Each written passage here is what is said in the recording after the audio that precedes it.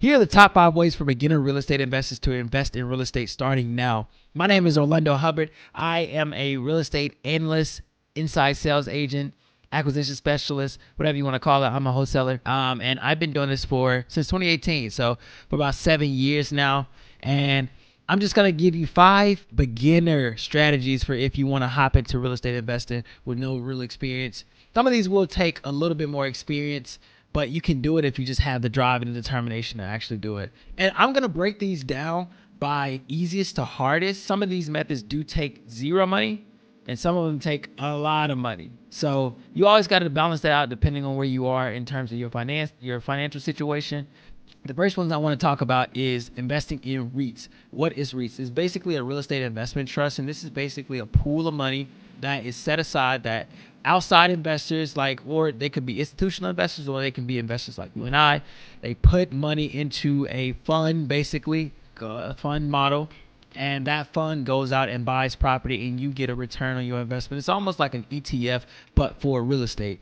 So if you want to invest without buying, managing, fixing up a property, this is the easiest way through a REIT.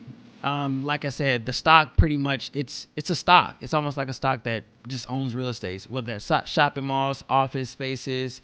And you buy your shares, and then you get dividends based off how many shares you have and how well the properties are performing. I've done this.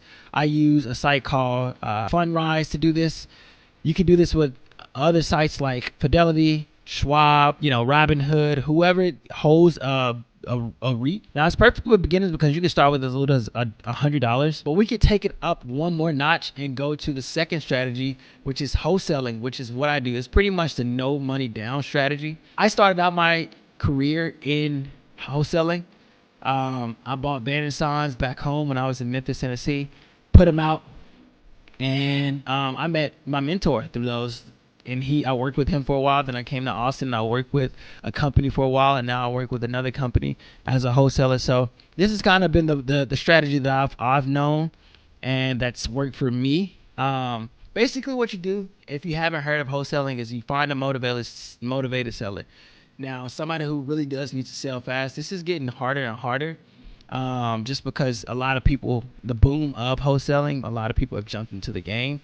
It used to be a lot easier, of course, but now a lot of people know that they don't have to put a lot of money down.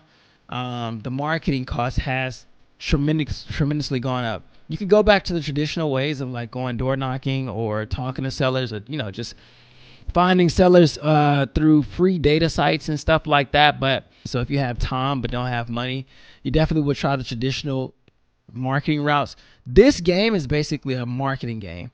And the greater you can get out your marketing and your timing right, because the timing is going to matter. If a seller doesn't absolutely need to sell, they're not going to sell you the house at a discount.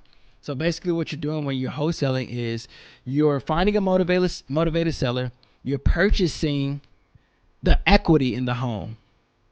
You're equity trading, you're paper trading almost. You get the equity in the home and you sell that equity to an investor for a higher price. So if I buy the equity in a $200,000 house for $100,000, I can sell that equity for 110 or something like that. Now, typically the average you'll see a fee between 5 to 10,000, but I've done deals honestly up into the six figures. So I've done $20,000 deals, $30,000 deals. I've done, like I said, $100,000 deal. The biggest deal I've ever done was like $100,000. It was in California. Lady, we bought the house was worth about $600,000, $600,000 to $700,000. We bought it for $300,000. Sweet deal, favorite deal of all time, hands down. So that's wholesaling. Honestly, the turnaround is pretty quick on this. It's typically a 30 to 60 day window.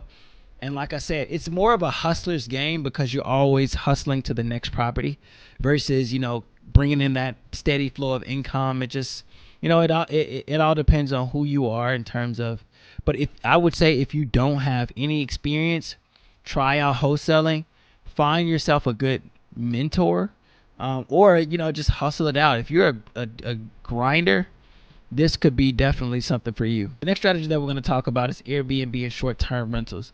Now, these are a little bit higher risk and higher reward, but if you're looking for high cash flow, short-term rentals like Airbnb might be your best bet. So instead of renting long-term, you rent them nightly or weekly, making 2 to 3x more money on traditional rentals. Simply because these are for, like the name suggests, short term. So a lot of times they're either passing through or they may be visiting tourists and things like that. This market and this strategy has been a little bit slower just because, everybody's trying to jump into that game, especially when you have Airbnb arbitrage and all these different methods of, actually getting into the game. It makes it a little bit harder, and because while some markets are growing, everybody's going to want to be in the Denvers. Everybody's going to want to be in the Austin, the San Antonio, the Dallas, the Los Angeles. Those markets are going to be very, very hard to really compete in just because there's so many people there. So definitely want to find places that are up and coming and that are growing as in more in tourist attractions to get started in.